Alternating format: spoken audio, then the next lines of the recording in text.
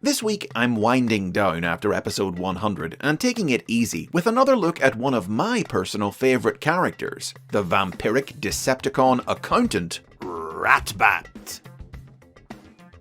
The original Ratbat toy was first released in the third year of the Transformers toy line in 1986. He was one of the line's many mini-cassette figures, transforming from a bat robot into a cassette tape that could fit inside the Decepticon cassette player Soundwave, and he was sold in a 2-pack with fellow Decepticon tape Frenzy. The profile for Ratbat, penned by Marvel Comics writer Bob Budiansky, assigned him the function of Decepticon Fuel Scout, who used chemical sensors in his wings to locate energy resources. He was a self-serving, business-minded little bot who valued personal profit over friendships, and loved to sink his fangs into the gas lines of brand new high-end cars and suck them dry.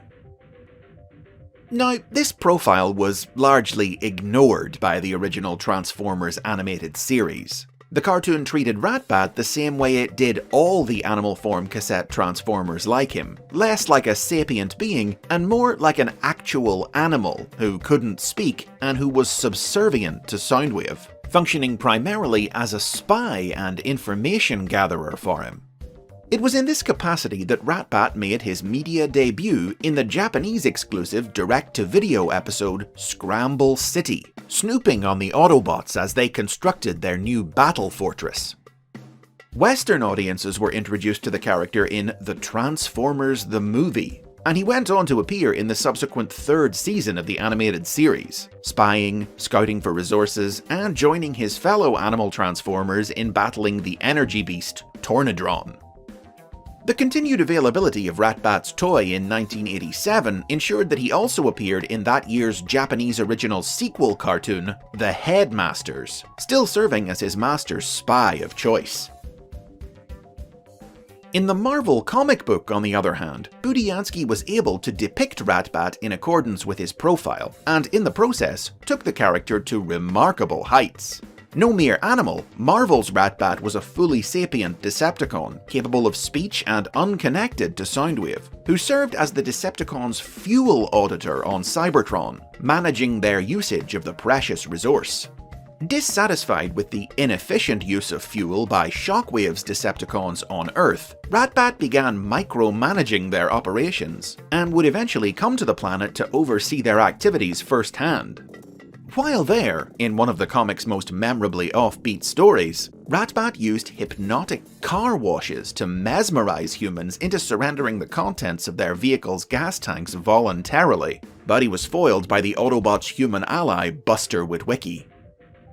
Following Shockwave's apparent death, Ratbat seized his position as Decepticon leader and enjoyed a very successful tenure, his efficient leadership style securing more victories than just about any other Decepticon commander in the comic. But with the discontinuation of his toy in 1988, Ratbat's winning streak came to an end. After successfully locating the ancient Cybertronian database, the Underbase, Ratbat attempted to take its vast cosmic power for himself, only to be betrayed by Decepticon headmaster leader Scorponok, who shot him in the back and killed him.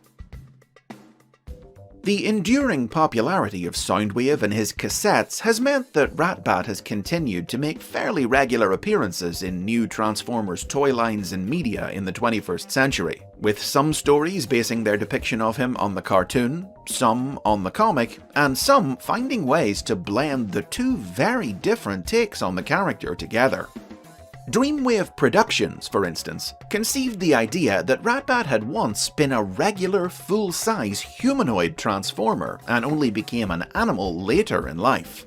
As seen in the 2003 comic book miniseries War Within: The Dark Ages, Dreamwave's Ratbat was once the leader of the breakaway Decepticon faction, the Ultracons, during Cybertron's Dark Ages millions of years ago. But by the present day, he had shed his humanoid form and taken on his bat cassette body, though sadly the company went out of business before this change could be properly explained. A toy inspired by Dreamwave's humanoid Ratbat was released in the Transformers Universe toy line in 2008, which transformed into an alien spacecraft and came in a 2-pack with the Autobot Springer. IDW Publishing also explored the idea that Ratbat had once been a regular Transformer when they introduced the character into the world of their comics in the 2007 miniseries Megatron Origin. IDW's Ratbat was originally a senator in the days before the war, who deliberately fostered political and social unrest on Cybertron so that he could reap the profits. To this end, Ratbat sent his agent, Soundwave, to provide weapons to the underground revolutionary Megatron. But the resulting unrest was more than Ratbat had bargained for, as Megatron convinced Soundwave to join his forces and declared war. In the chaos that followed, the Decepticons slaughtered the Senate, and Soundwave tore out Ratbat's spark and implanted it into a new cassette body, turning his corrupt boss into his servant. Millions of years later, after the war had come to an end, Ratbat returned to his old tricks, manipulating the Autobots and the Decepticons in an effort to seize power, only to wind up being assassinated by RC. A toy based on IDW's Senator Ratbat was released exclusively in the Japanese market as part of the Transformers Generations toy line in 2013, which transformed into a recon jet. The dated nature of Ratbat's classic alternate mode has also led to attempts to update his form for the modern era, like the Ratbat of Transformers Animated, introduced in 2009, who transformed into a keytar synthesizer as part of the series' emphasis on Soundwave's connection to sound and music. The animated cartoon, which to date marks Ratbat's only appearance on television since the 80s, echoed the original cartoon by portraying him as a mindless animal, and saw Soundwave use him in alternate mode to generate a hypnotic musical signal that placed the Autobots under his control, until Optimus Prime went all Pete Townsend on him. Introduced in the 2010 novel Transformers Exodus, the Ratbat of the Aligned Continuity was a member of the race of tiny Transformers known as Minicons. A corrupt, profit-motivated politician like the IDW character, he acted as representative for his people on Cybertron's High Council until the war broke out, whereupon he sided with the Decepticons. Though when the alien Quintessons invaded Cybertron in the sequel novel Retribution, Ratbat was quick to sell out to them to save his own skin. Alternate modes used by this version of the character included a Cybertronian data disk in the Generations toy line in 2012, and a Cybertronian torpedo in 2015's Robots in Disguise, with both toys featuring quick one-step transformations. Other notable incarnations of Ratbat have included the version of the character from the live-action movie universe, one of Soundwave's animal minions featured in tie-in comics and storybooks, and the heroic Ratbat from the mirror universe of Shattered Glass, where instead of an evil accountant, he was a self-help guru and motivational speaker by day, and prowled the rooftops of Cybertron as the vigilante Batbot by night.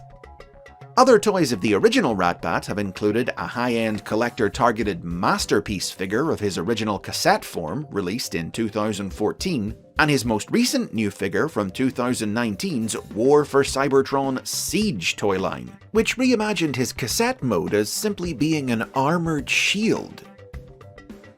Lastly, Ratbat isn't Soundwave's only bat-themed minion. Back in 1990, the Action Master Soundwave figure came packaged with Wing Thing, an eagerly evil little bat-winged gargoyle robot who converted into a concussion cannon for his master.